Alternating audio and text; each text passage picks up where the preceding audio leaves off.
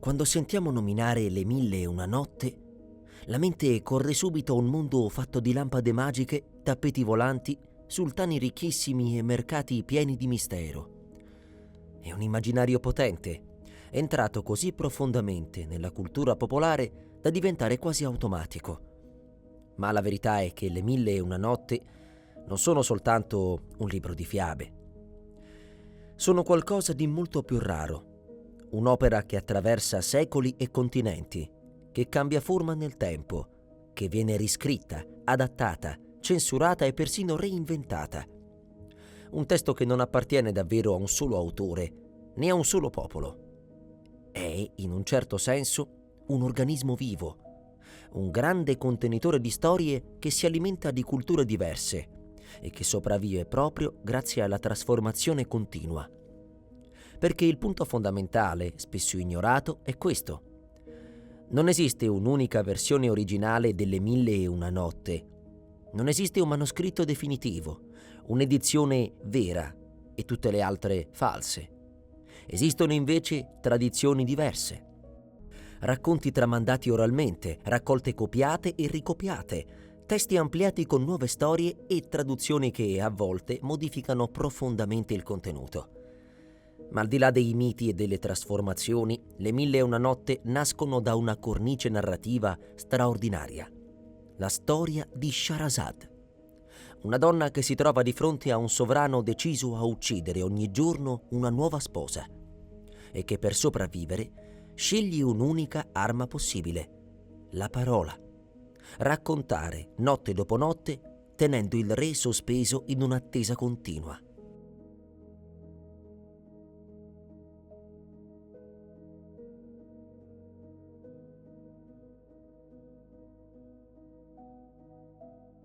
Il racconto ci presenta il re Shahryar, un sovrano potente e temuto.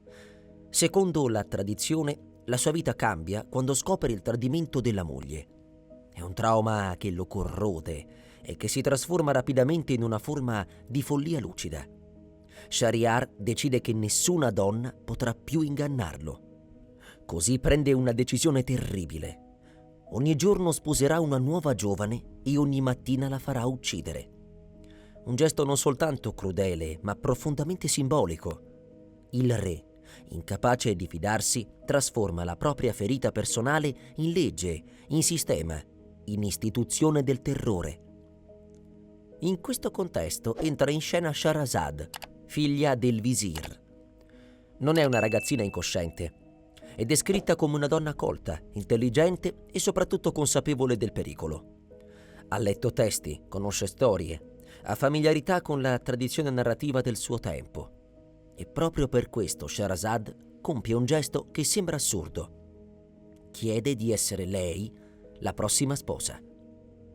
È un sacrificio? Sì, in parte. Ma è anche una strategia.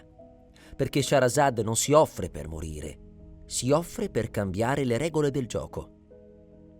La notte delle nozze, quando arriva il momento di affrontare il re, Shahrazad inizia a raccontare una storia e lo fa con una precisione chirurgica. Non racconta una storia qualsiasi, ma una storia capace di catturare l'attenzione, capace di far nascere curiosità. E quando la storia si avvicina al punto più interessante, quando arriva al momento decisivo, Shahrazad si ferma. Il re vuole sapere come va a finire, la rimanda al giorno dopo. Ed è qui che nasce il miracolo narrativo delle Mille e una notte. Ogni notte Shahrazad racconta e ogni notte interrompe. Un cliffhanger, diremmo oggi, un finale sospeso. Ma non è solo un artificio letterario, è una forma di sopravvivenza, un modo per trasformare il tempo, che dovrebbe condurla alla morte, in tempo guadagnato, tempo risparmiato. Notte dopo notte, Shahrazad resta viva e non solo. Comincia lentamente a cambiare il re. Quando parliamo di grandi opere letterarie, siamo abituati a pensare a un autore. Dante, Cervantes, Manzoni. Un nome, una vita, un testo scritto in un preciso momento storico. Ma Le Mille e una notte non funzionano così. E questa è forse la prima cosa davvero sorprendente da capire. Le Mille e una notte non hanno un autore unico. Non sono nate come un libro scritto da qualcuno che un giorno ha deciso di mettersi a un tavolo e comporre un capolavoro. Esistono molte versioni, esistono manoscritti diversi, esistono raccolte che contengono alcune storie e ne escludono altre, e soprattutto esistono tradizioni regionali. Ciò che circolava in Siria non coincideva sempre con ciò che veniva tramandato in Egitto, e ciò che veniva copiato in un secolo poteva essere completamente diverso da quello copiato 2 secoli dopo. Molte storie circolavano oralmente, nei mercati, nei caravanserragli, nei cortili, nei luoghi dove mercanti e viaggiatori si scambiavano notizie. Alcune venivano raccontate davanti ai potenti, altre davanti al popolo, e in ogni passaggio cambiavano. Quando poi questi racconti iniziano a essere trascritti, non diventano improvvisamente stabili, anzi, la copia manoscritta è essa stessa un'occasione di trasformazione. Un copista può aggiungere un episodio, rimuovere una parte, adattare un linguaggio, riorganizzare l'ordine dei racconti.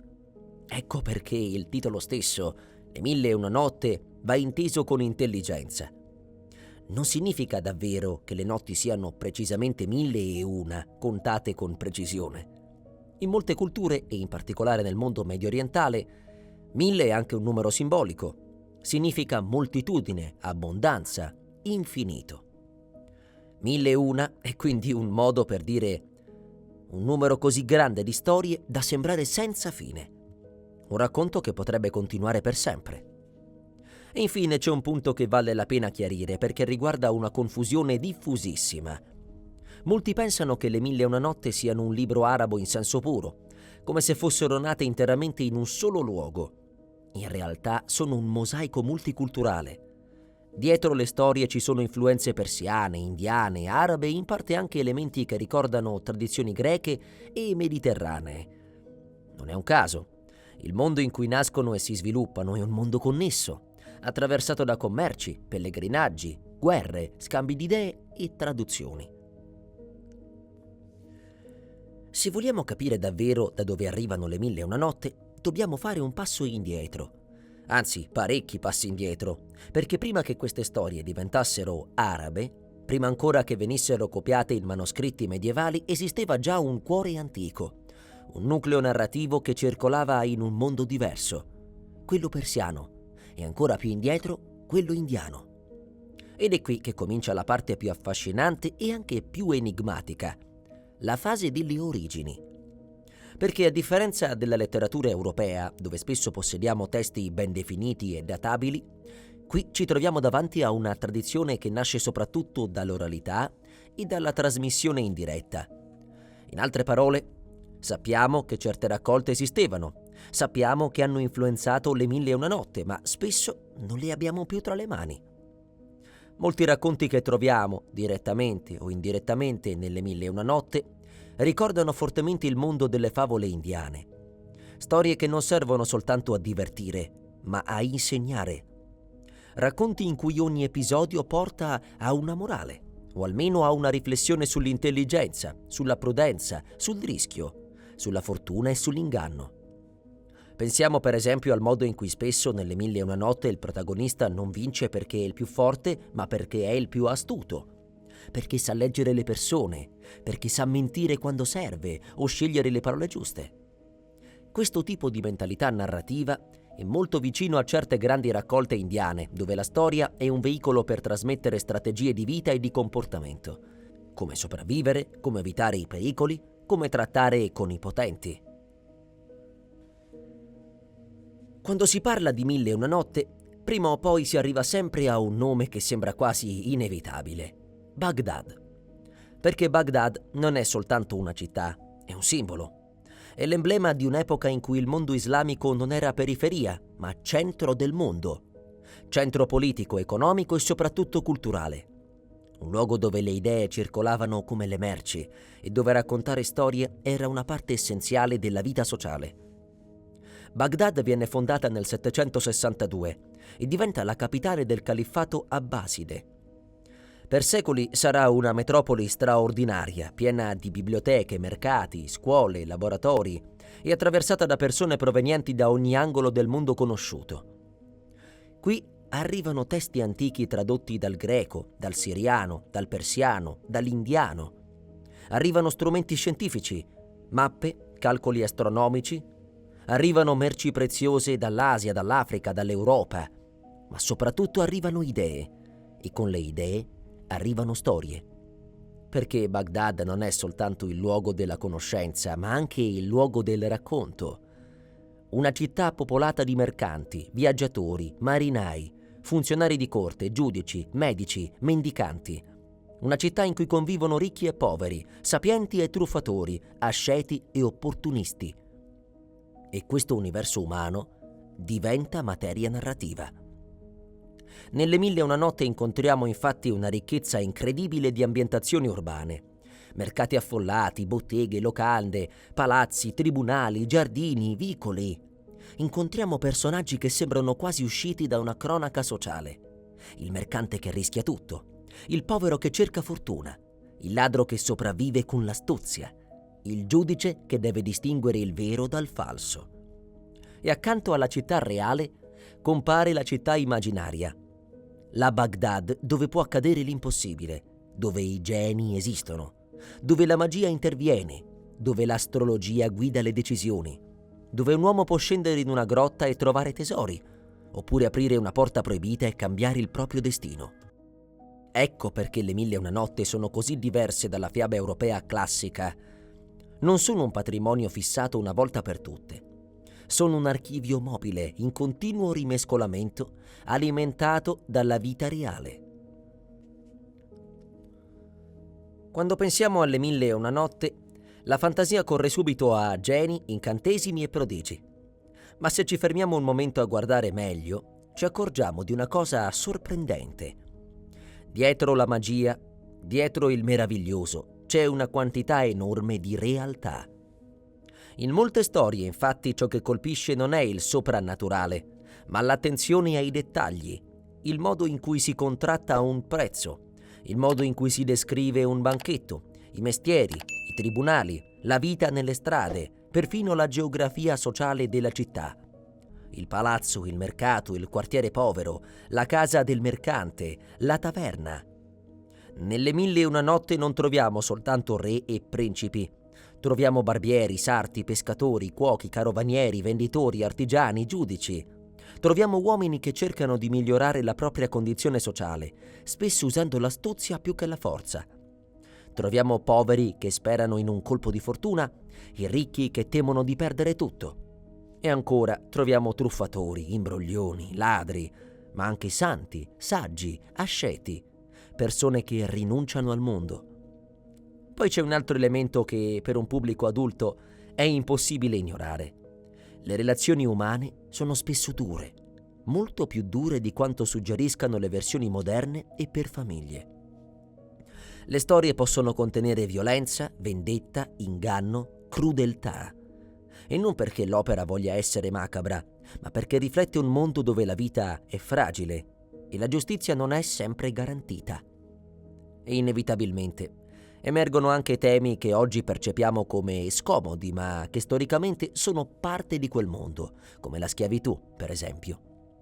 Alcuni racconti includono schiavi e schiave come elementi normali della società del tempo, così come era comune in molti contesti medievali, non solo islamici. Questo non è un dettaglio secondario perché ci ricorda che dietro la fiaba esiste una società vera, con le sue contraddizioni. E poi c'è un altro tema fondamentale: la donna. Qui bisogna essere onesti. Molte storie riflettono mentalità patriarcali, gelosie ossessive, controllo maschile, punizioni. Il racconto cornice stesso inizia con una violenza istituzionalizzata contro le donne. Ma allo stesso tempo, proprio nelle Mille e una notte, incontriamo anche figure femminili sorprendentemente forti. Donne che manipolano, governano, ingannano, resistono, decidono. E soprattutto Shahrazad, che è quasi come un monumento alla cultura come potere. Questo contrasto è importantissimo. Significa che l'opera non è un blocco ideologico unico, ma un insieme di voci. E dentro questo insieme convivono stereotipi e ribellioni, moralismi e provocazioni. Quando si pronuncia il titolo Le mille e una notte, molti pensano subito a 3 storie: Aladino, Ali Baba e Sinbad. E intorno a queste storie ruota un intero universo di immagini: la lampada, il genio azzurro, i 40 ladroni, la caverna che si apre con una parola magica, i viaggi tra isole impossibili e naturalmente il tappeto volante. Cominciamo da una storia che ha un sapore più autenticamente legato all'orizzonte arabo medievale: Sinbad il marinaio. Sinbad è l'archetipo del viaggiatore. È un mercante o un avventuriero che affronta mari lontani, attraversa tempeste, naufragi, isole abitate da creature gigantesche, uccelli colossali e popoli sconosciuti. Le sue avventure sono spettacolari, ma non sono soltanto fantasia. Dietro l'immaginario delle isole misteriose e dei mostri marini, molti hanno riconosciuto l'eco delle rotte reali dell'Oceano Indiano, dei traffici tra porti arabi, India, Africa orientale e sud-est asiatico. In questa storia troviamo molti ingredienti tipici delle mille e una notte: fortuna improvvisa, pericoli estremi, improvvise ricchezze e cadute vertiginose. Sinbad perde tutto e poi torna più ricco di prima, più volte, quasi a suggerire che il destino umano non sia una linea retta, ma un'onda. Poi arriviamo alle 2 storie che forse più di tutte hanno scolpito l'immaginario moderno: Ali Baba e Aladino. E qui dobbiamo fare una precisazione importantissima. Per come le conosciamo oggi, queste storie non compaiono nelle versioni arabe più antiche nel modo in cui ce le aspetteremmo. Molti elementi entrano nel canone soprattutto grazie alla traduzione francese di Antoine Galland all'inizio del XVIII secolo. Galland non è soltanto un traduttore, è un adattatore, un mediatore culturale. E durante il suo lavoro alcune storie vengono raccolte da tradizioni orali, mentre altre vengono ampliate e alcune diventano centrali nella percezione occidentale. Ali Baba e i 40 ladroni è la storia del colpo di fortuna, della scoperta casuale, della ricchezza ottenuta attraverso un segreto. È una storia quasi perfetta nella sua semplicità. Una grotta che si apre con una formula: apriti sesamo. Un bottino nascosto, il rischio di essere scoperti, l'intelligenza che salva. È anche una storia profondamente sociale. Ali Baba è un uomo comune, non un principe, e il suo destino cambia perché inciampa in una porta proibita. È un sogno universale, l'idea che esista un varco segreto verso la ricchezza, ma che per attraversarlo serva coraggio e sangue freddo. E poi c'è Aladino. Qui la leggenda supera quasi la storia, perché Aladino diventa il simbolo dell'Oriente fiabesco. Ma proprio per questo, la sua storia è quella che ci permette di capire meglio l'enorme trasformazione culturale subita dalle mille e una notte una volta arrivate in Europa. Aladino, nella versione più nota, è un ragazzo povero e scapestrato. Un mago lo usa per entrare in una grotta piena di tesori, ma Aladino, invece di diventare vittima del mago, trova la lampada, la strofina e compare il genio. Questa è una delle ragioni per cui Aladino piace tanto. È una fiaba di ascesa sociale. È il sogno del povero che, grazie a un oggetto magico, entra nel palazzo. Ed eccoci alla vera storia del tappeto volante. Il tappeto volante appartiene più in generale al repertorio delle mille e una notte e compare in alcune storie specifiche. La più famosa è quella del principe Ahmed e la fata Pari Banu, dove entrano in scena oggetti meravigliosi in competizione fra loro, tra cui appunto un tappeto capace di trasportare chiunque in un istante. E allora perché oggi il tappeto volante sembra inseparabile da Aladino? Perché nel tempo, soprattutto tra 800 e 900, teatro, illustrazioni, cinema e infine animazione hanno creato una sintesi visiva delle mille e una notte. Hanno mescolato elementi di storie diverse dentro una stessa estetica orientaleggiante.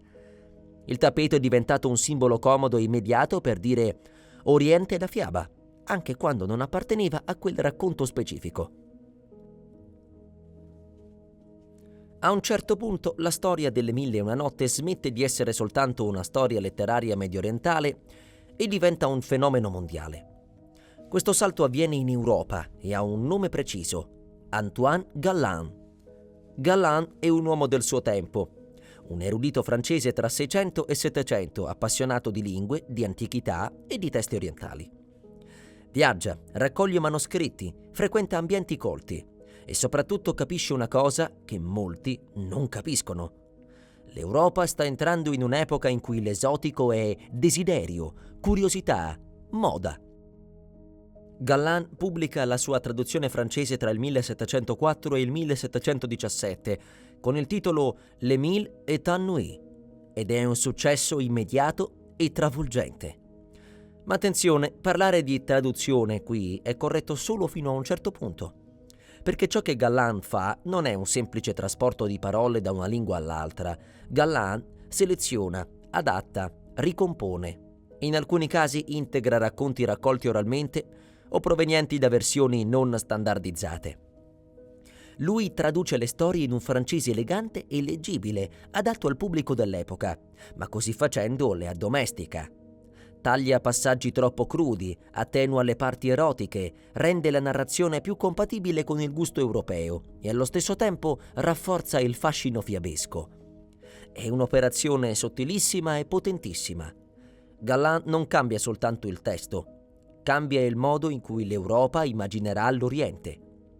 Con Galland e con le edizioni successive, l'Oriente entra in Europa non come realtà storica o geografica, ma come scenario narrativo.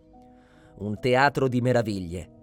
Da quel momento in poi, per molti europei, l'Oriente sarà un luogo di sultani, palazzi, schiavi, eunuchi, odalische, profumi e intrighi. È in questi anni che nasce quella che potremmo chiamare la versione occidentale delle Mille e una notte. E qui veniamo a uno degli aspetti più importanti, anche per capire perché oggi pensiamo di conoscere quelle storie. Alcuni racconti che per noi sono fondamentali, come Aladino e Ali Baba, diventano famosi in Europa proprio grazie a Galland. In particolare Aladino viene spesso associato a una tradizione orale che Galland avrebbe raccolto attraverso narratori o informatori orientali. Non importa qui entrare nei dettagli filologici più complessi, ciò che conta è il risultato culturale. Il risultato è che l'Europa del Settecento incontra le Mille e una notte in una forma già trasformata, già adattata, già confezionata per il proprio immaginario. Dopo Galland, le Mille e una notte cambiano status. Non sono più soltanto una raccolta di racconti, diventano un linguaggio culturale. Ed è una trasformazione ambigua. Da un lato Galland permette all'opera di diventare immortale e globale. Dall'altro lato è proprio questa globalizzazione occidentale a creare l'immagine stereotipata dell'Oriente che ancora oggi ci portiamo dietro. A questo punto dovremmo fermarci un momento e chiarire una cosa che sembra ovvia, ma che in realtà è una delle grandi illusioni moderne. Molti di noi hanno conosciuto Le Mille e una notte come un libro per ragazzi, un insieme di fiabe, Aladino, Sinbad, Ali Baba, racconti meravigliosi, pieni di magia e avventura. Ma questa immagine è in buona parte un prodotto recente, perché nelle versioni più antiche e complete Le Mille e una notte non sono affatto un libro per bambini, sono un'opera per adulti, un'opera che parla apertamente di desiderio, inganno, violenza, vendetta e che non sempre si conclude con una morale rassicurante.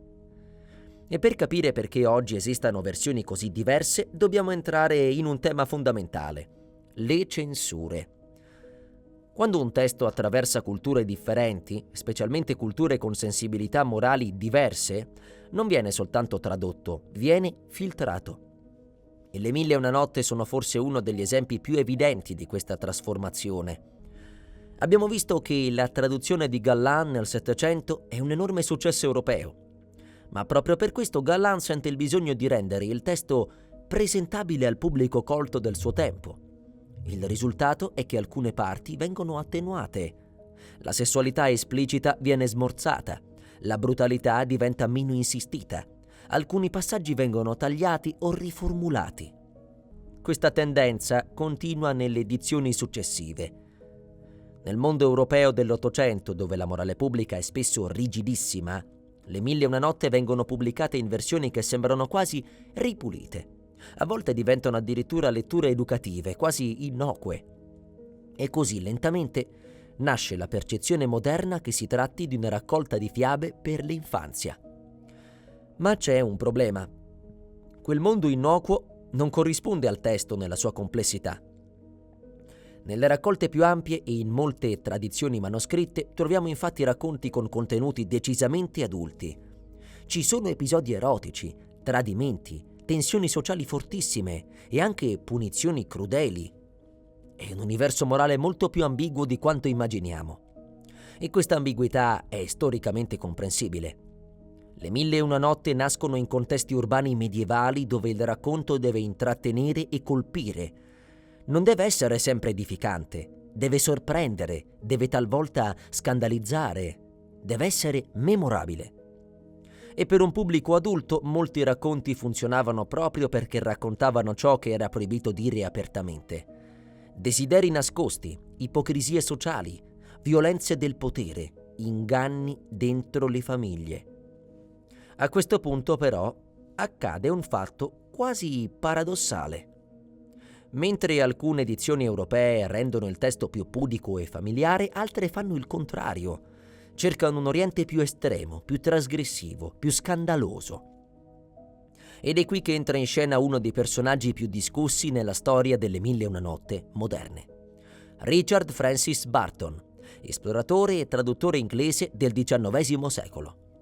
Burton pubblica una traduzione estremamente ampia e famosa, spesso presentata come più esplicita e più completa rispetto alle versioni moralizzate. Il suo lavoro contribuisce a creare una nuova percezione dell'opera, non più soltanto fiaba, ma testo proibito, sensuale, orientale in senso erotico. Le Mille e una notte non sono soltanto fiabe e non sono soltanto erotismo. Sono entrambe le cose e molto altro. Sono un'opera enorme, contraddittoria, stratificata e proprio per questo affascinante. Ed è in questa stratificazione che possiamo vedere il loro vero destino, essere riscritte. Perché ogni epoca ha riscritto Le Mille e una notte secondo ciò che voleva vedere. E forse è proprio qui che si trova il significato più profondo. Shahrazad racconta storie per sopravvivere, ma le storie a loro volta sopravvivono proprio perché continuano a cambiare.